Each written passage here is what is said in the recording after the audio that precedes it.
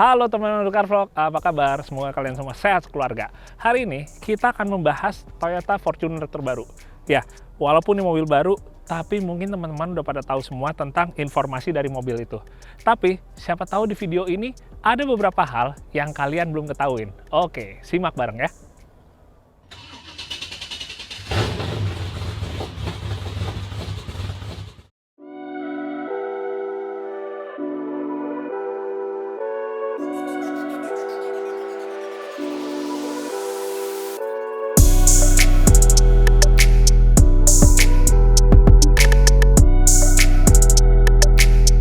Jadi Toyota Fortuner terbaru itu sebenarnya udah keluar di Indonesia dari akhir tahun 2020.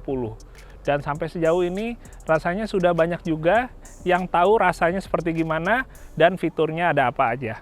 Serta beberapa hal yang berbeda kalau dibandingkan sama versi yang sebelum facelift.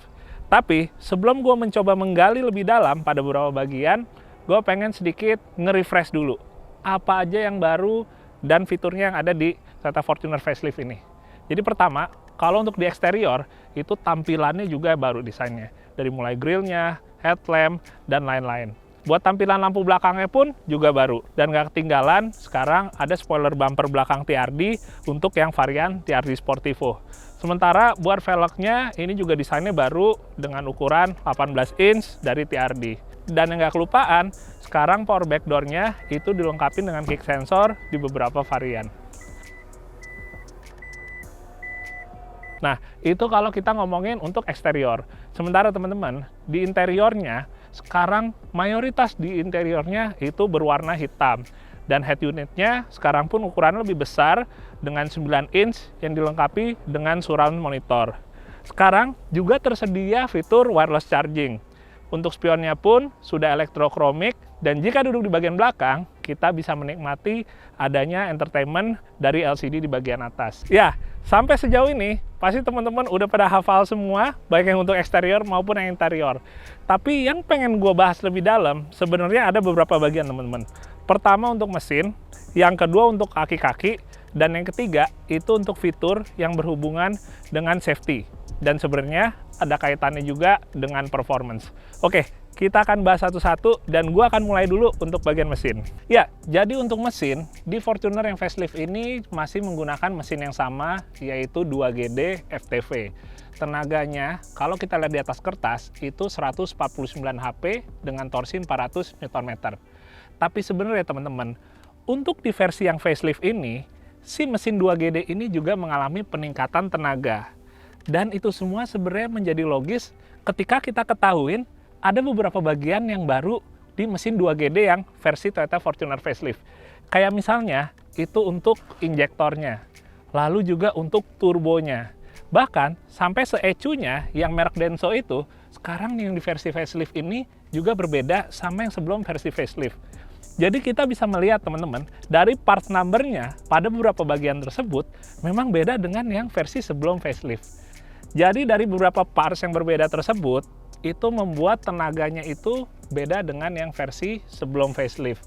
Kalau yang sebelum facelift itu di sekitar 149 HP kayak gue bilang tadi, tapi versi yang facelift ini diklaim oleh beberapa tuner yang sudah melakukan dyno di mesin, itu perbedaannya bisa setidaknya 10 HP lebih tinggi ketimbang yang sebelum facelift.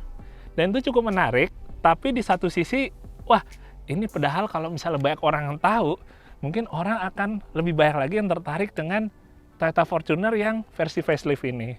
Ya, tapi itu dia teman-teman. Itu satu hal yang sifatnya kabar baik ya. Jadi gue benar-benar pas nyoba pun, atau teman-teman yang udah nyoba, kalian yang bisa ngerasain bedanya, ya itu dia. Karena memang tenaganya di yang Fortuner facelift ini mengalami peningkatan. Berikutnya, yang ada di Fortuner facelift yaitu traction control dan juga stability control. Ini teman-teman juga masih banyak yang suka terbalik atau bahkan bertanya, ini sebenarnya bedanya apa? Jadi secara sederhana begini teman-teman, traction control itu adalah fitur untuk menjaga putaran roda agar tidak overspin. Dengan tidak overspin, tidak melintir bannya, maka traksinya ke permukaan itu bisa lebih optimal lagi. Itu traction control. Jadi masalah ngejaga putaran ban. Kalau stability control itu menjaga mobil agar tidak melintir. Jadi kalau stability control, kita ngomongin masalah laju mobil, pergerakan mobil supaya dia tetap terkontrol, nggak jadi understeer atau oversteer. Dan sifatnya, kalau stability control itu dia lebih kompleks.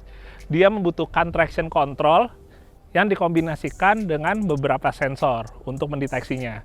Misalnya sensor pada kecepatan roda, sensor pada kemudi, sensor pada pergerakan mobil, itu semua dikombinasi untuk bisa ngedetect mana stability controlnya saatnya bekerja dan mana saatnya dia tidak bekerja.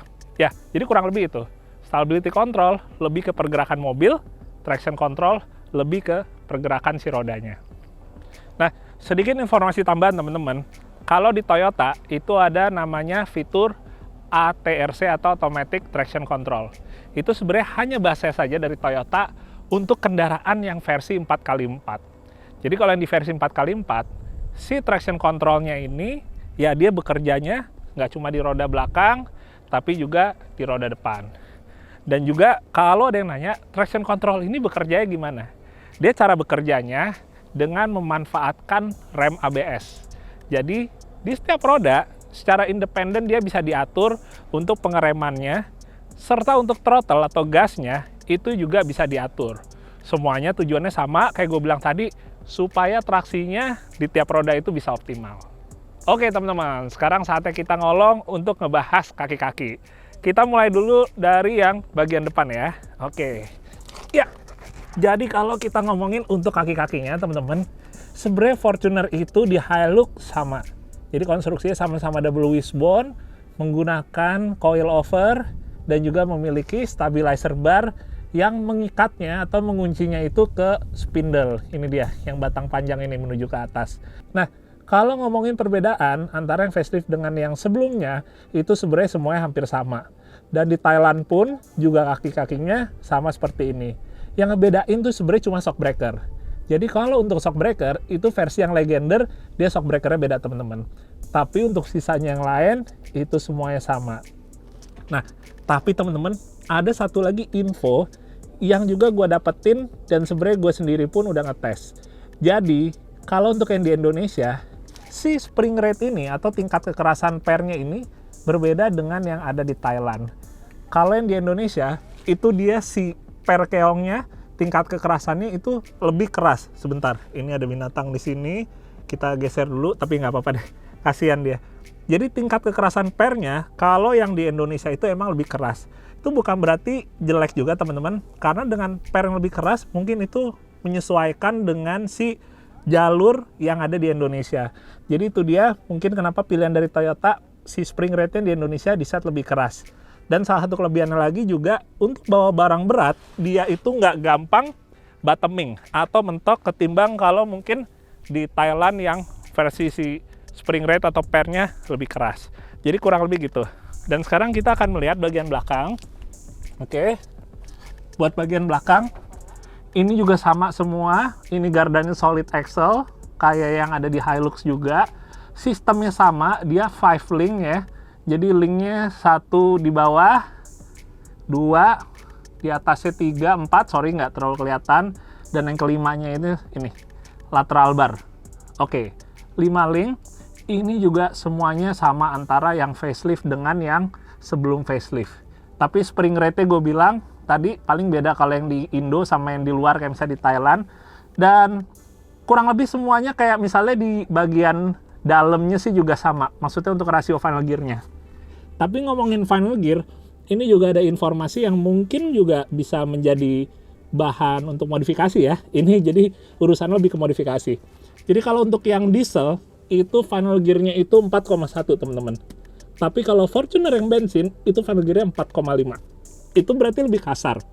Dengan lebih kasar, itu bisa ngebuat si mobilnya untuk bawahnya ya, untuk tarikannya gitu, itu lebih enak. Jadi kalau yang seneng pakai buat kayak naik-naik gunung, bawa beban berat gitu, itu pakai yang final gear lebih low, itu lebih enak. Dan final gear-nya antara yang 4,1 dengan 4,5 itu juga barangnya dimensinya sama, jadi bisa masuk juga ke sini. Itu mungkin bisa jadi salah satu bahan diskusi untuk modifikasi. Oke, kurang lebih gitu. Panas juga ya dalam. Assalamualaikum. Oke, di bagian dalam, gua nggak akan ngebahas terlalu banyak teman-teman. Paling sekedar menginformasikan mengenai yang versi 4x4. Jadi kalau teman-teman ada yang ngambil Fortuner facelift yang versi 4x4, itu dia untuk sistem 4x4-nya masih sama. Jadi menggunakan part time 4WD dan model putarannya itu yang model knob. Terus untuk rear diff lock atau locker belakangnya pun itu juga sama persis. Nah, sedikit bagi tips, kalau teman-teman yang ambil versi 4x4 tapi jarang diaktifin si 4x4-nya, gue saranin untuk sesekali coba bolehlah diputar ke 4H atau ke 4L, termasuk untuk rear diff-nya ya, tapi pastiin di tanah untuk nyobanya. Itu sebenarnya sekedar untuk perenggangan aja, karena kalau lama nggak dipakai itu bisa-bisa suka nyangkut si aktuator atau si mekanis yang menghubungkan dengan elektronik untuk aktifinnya. Jadi kalau misalnya itu sekali kita pakai, kita panasin, itu kita jarang yang namanya terjadi kita aktifin 4x4 tapi dia nggak mau nyangkut atau nggak mau nyolok. Kurang lebih gitu tipsnya. Oke teman-teman, alhamdulillah sekian dulu untuk review dari Toyota Fortuner Tiari Sportivo versi yang facelift. Semoga bisa bermanfaat untuk teman-teman. Dan jangan lupa, sebelum video ini, gue ada satu video yang melakukan review untuk Toyota Fortuner versi yang dipakai rally raid atau rally cross country. Pastiin juga untuk simak dan juga subscribe jika kalian belum subscribe di channel Jajilogi ini. Oke, gue doain sehat buat teman-teman semua. Dan sebelum gue tutup video ini, gue akan coba buat off-road santai sekitar sini dulu sebelum gue kembali pulang. Oke, assalamualaikum.